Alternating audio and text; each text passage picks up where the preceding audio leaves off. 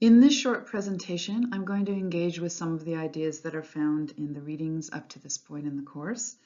And of course, you'll be coming to your own conclusions and coming up with your own ideas as you read. I strongly advise you with all readings to take notes as you go, either in a notebook or in the margins.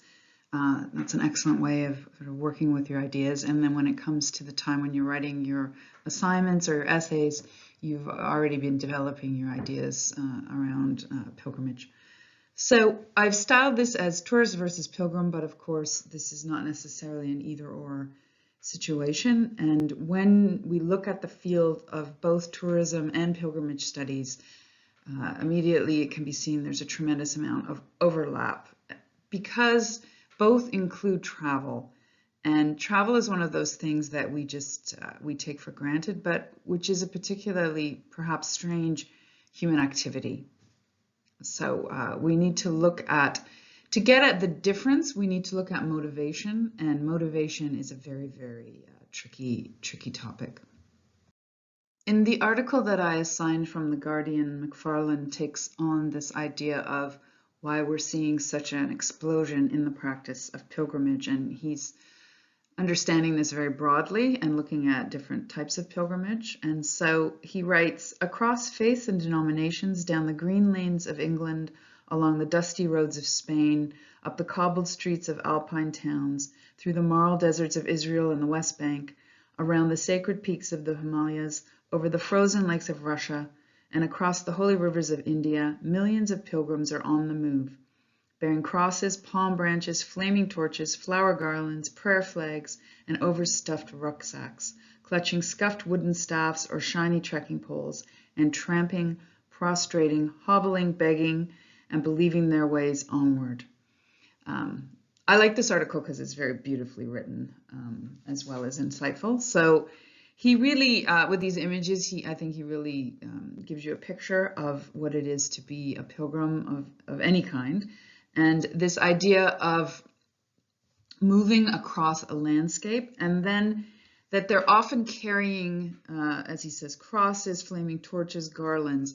So this again speaks to that material register of pilgrimage. And so I talk in the lecture about the ways in which pilgrimage studies is related to the material study of religion, which is to say we're looking at what people do, not just what they think in their head.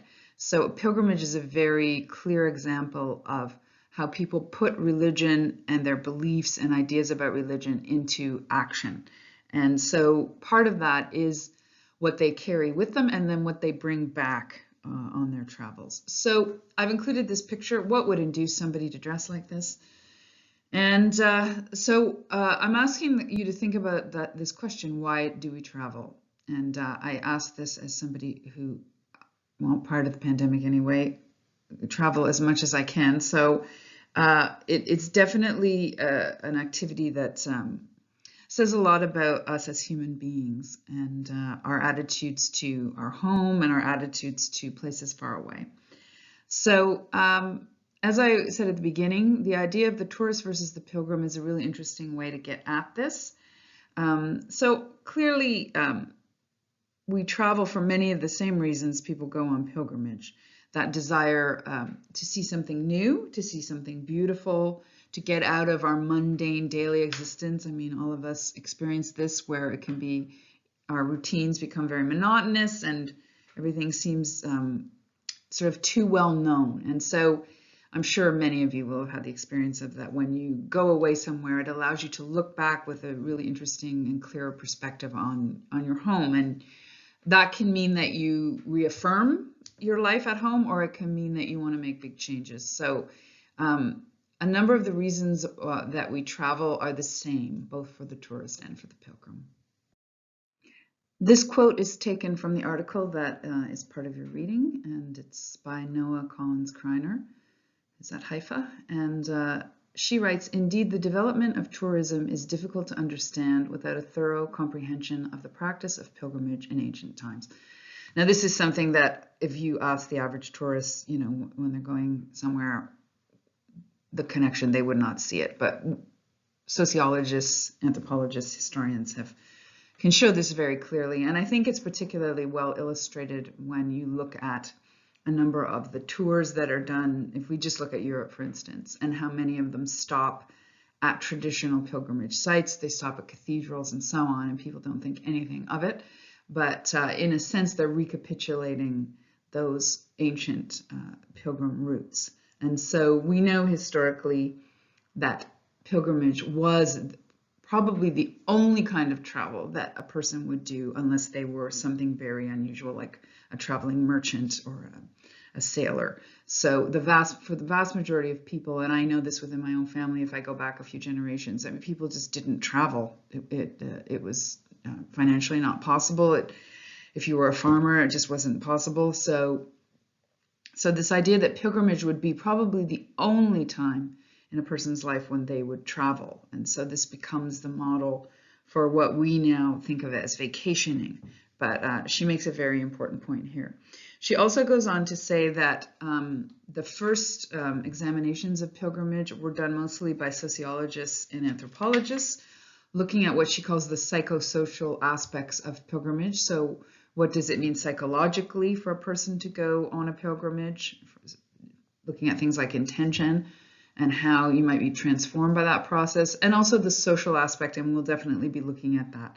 So Turner in particular looks at the idea of communitas and the idea of liminality when you're a pilgrim or a tourist. Collins-Kreiner has very interesting conclusions that she makes here, which is that she sees it that the field is only going to expand to take in things like spiritual tourism, heritage tourism, and what they call dark tourism. So for instance, traveling to sites like Auschwitz. So you may or may not know that we have a course at Nipissing where Dr. Hilary Earle takes students to Auschwitz as part of that course. So this has been referred to in the field as dark tourism. There are also tours that people can take to the site of Chernobyl. And so at first, this can seem strange, but actually it isn't, and we can talk about it more towards the end of the course of why people would feel compelled to go to a site like Auschwitz. I would actually argue that it is a form of religious pilgrimage for many people, even if it's somewhat unconscious. But anyway, we can take that up later in the course. But I do agree with Collins-Kreiner that when we're looking at pilgrimage, we really have to allow for an interdisciplinary approach. There's many things that can be contributed by an anthropological view, by a sociological view, by historical, from literature, from film, etc.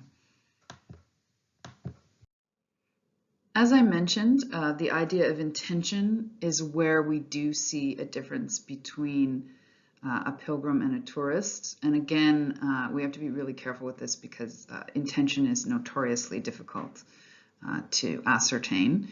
But I will, throughout the course, be looking at narratives of people talking about their own experience, and certainly the novel that we look at looks at a person's own experience and his own conception of why he's doing the pilgrimage. So I do think we have to take seriously what pilgrims say about why they're doing it. That said, as I mentioned before, I think people can toggle back and forth between being a tourist and a pilgrim without fully realizing it. So let's look at it in the classical sense. So I want to pull out these central ideas from Davidson and Gitlitz from your course pack. So according to them, and I agree with them completely, the underlying ideas of pilgrimage are the conviction that there are powers greater than the self with the ability to influence one's life. So that is where pilgrimage becomes religious or spiritual in the sense that we would understand it. So the idea that there are powers greater than the self. So that's a inherently religious spiritual view of the world. It's not simply a mechanistic scientific view of the world. And also that these powers can influence us and change us and transform our personalities and our lives. So that makes it different perhaps than a more secular form of travel. Number two, that we can initiate a meaningful relationship with these forces. So it's not enough just to say there are these sacred forces in the world, but that we, in fact, through our actions, can come into contact with those forces. And that could include climbing up a mountain. It could include, submerging ourselves in water. There's many, many different ways through prayer, etc., that people do. And they do this when they're at home as well. But on pilgrimage, it becomes extremely heightened and intensified, this idea in which, in a sense, the pilgrimage itself is a mode for initiating that meaningful relationship. And I think that's why it can be very disappointing if the person returns without having a sense of that. Number 3, that there are special places where remote or transcendent powers are closer. So underneath all of this, okay, you could do all of these things without going anywhere, and people do. So why travel? So this is the idea that, in fact, there are places in the world that are more sacred, that have more of this power than others. And so for a Muslim, it would be Mecca. For many Hindus and Buddhists, it's Mount Kailash. So this idea that these are particularly charged areas, and we're going to be talking about sacred geography in the upcoming lectures, and that you want to go there and be within the field of this greater power. And there's a sense behind it that being in that field of greater power allows you to initiate a meaningful relationship more easily. For me, a particularly fascinating aspect of this idea of some places having more sacred power than others is the fact that this often overlaps. So we get traditions and cultures where they share the same sacred sites, but they don't necessarily share the same belief systems. And so here we have an image of Turkish Muslim pilgrims in Jerusalem. And so Jerusalem is an example where it's a holy city for Jews, Christians, and Muslims. And this also is a kind of a diagram of the tensions within those 3 traditions. So we know they're historically related Abrahamic traditions, and yet there's been a tremendous amount of conflict within these 3 traditions. And so sort of the battle over Jerusalem has been ongoing and was, in fact, the reason, or at least one of the reasons for the Crusades and so on. And so Jerusalem's a really interesting example of where a holy city is shared by different traditions. And we see it also in India. There are shrines that attract Muslims, Sikhs, Hindus, and Christians, etc. And so I'm fascinated by this idea also that potentially these sites can become a place, they can be a place of conflict, but they can also be a place where the divisions between religions break down and they become a site of kind of a reconciliation. Here we have an image of the 9 sacred mountains of China, and this is an example of, well, again, we see mountains, and we'll be talking about this. Why are mountains so often seen as sacred sites? That's common across culture and religion. Also, in the case of China, some of you may know, religion became essentially illegal until fairly recently under communism.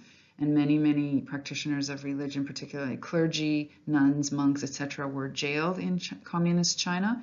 So the reassertion of pilgrimage has been part of religion coming out of the shadows again in China. So it's an interesting way to look at change within that society.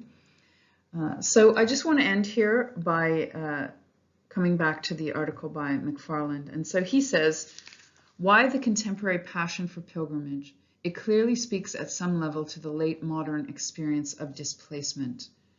And this is something that I think it's very important to think about. So when we see this sort of explosion of interest in something, it's telling us something about our society, which I think you could argue it's telling us that people have always wanted to go on pilgrimage, but it's also saying something about our particular moment in time. And it's a cliche at this point to say that we're an extremely virtual society. I mean, just look at, many of us have not met each other. And so it could be argued that pilgrimage is an attempt to rematerialize our lives. There's nothing more real than climbing up a mountain. It's exhausting, it's physically exhausting. And so this idea of this being real, material, physical is an important part of pilgrimage. Getting us back in touch with the landscape, with the earth, speaks to our environmental moment. And we know that when people feel attached to their landscape, they're going to be much more likely to fight for it. So, and it's very difficult to feel attached to the natural world when you're living in very unnatural circumstances, say a high-rise condo or something like that. So pilgrimage becomes a way to get back fully into the natural world, into natural cycles of time. And as he says, further quoting Belloc, that idea of depth, feeling the depth and intensity of the world. And many of you will have gone camping. So that idea of feeling the depth and intensity of the natural world and being outside of the sort of the ideas, as he says, of capitalism, making money, ambition, and so on, and just moving for a period of time outside of that. So whether or not you're religious, I think many people feel that desire. And so he calls it a need for the ritual walk. So walking is a very simple activity. Almost everyone can do it. And so this becomes a very democratic way of practicing as well, that you can just take up a stick or not and go for a walk and experience this very intense life in nature. And if you are a religious pilgrim, it's also a walk into a sacred time and space.